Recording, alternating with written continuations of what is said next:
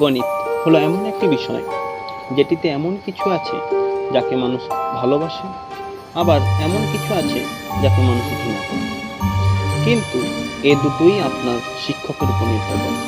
কেননা কোনো বিষয় ভালো না লাগার বিষয় একটি ভালো শিক্ষক না পাওয়া, যে আপনাকে গাইড করবে, ফলে ওই সাবজেক্টের উপর ভালোবাসা হারিয়ে ফেলে। গণিতের প্রতি ভালো লাগা না থাকলেও কোথাও না কোথাও একটা কথা অবশ্যই স্বীকার করেন যে গণিত আমাদের সমাজের উন্নতির পেছনে খুব গুরুত্বপূর্ণ ভূমিকা পালন করে। গণিত আধুনিক সভ্যতার অপরিহার্য ভূমিকা পালন করে, কেননা আমাদের দৈনন্দিন জীবনের সাথে যুক্ত কিছু আমরা গণিতের সাহায্যে চাঁদে পৌঁছে গেছি। গণিত আমাদের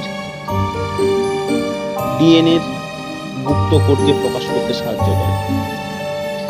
গণিত বিদ্যুৎকে আমাদের বাড়িতে পৌঁছে দেয়।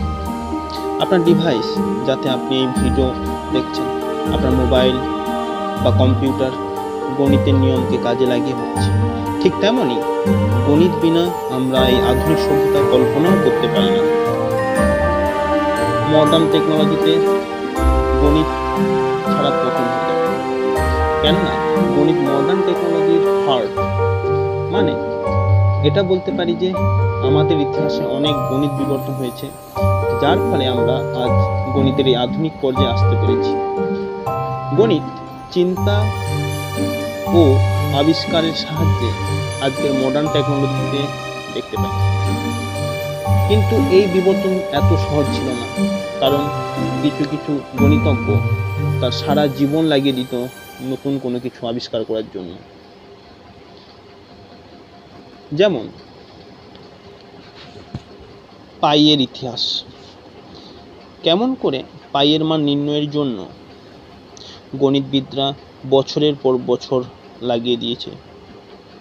ত্রিকোণমিতিকে কাজে লাগিয়ে কেমন করে নির্মাণ দুনিয়াতে গণিত সবার উপরে ছিল, কেমন করে শূন্যের উপর উৎপত্তির পর আমাদের গণনা বিজ্ঞান খুব দ্রুত উন্নতি সাধন করতে পেরেছে। সময়ে সময়ে গণিত বিবর্তন আমাদের বর্তমান সমাজে আসতে পেরেছে। আমরা এটাও বলতে পারি যে পরবর্তীকালে সমাজের উন্নতি, বিজ্ঞানের উন্নতি, টেকনোলজির উন্নতির দিকে গণিত অবশ্যই গুরুত্বপূর্ণ ভূমিকা পালন করবে।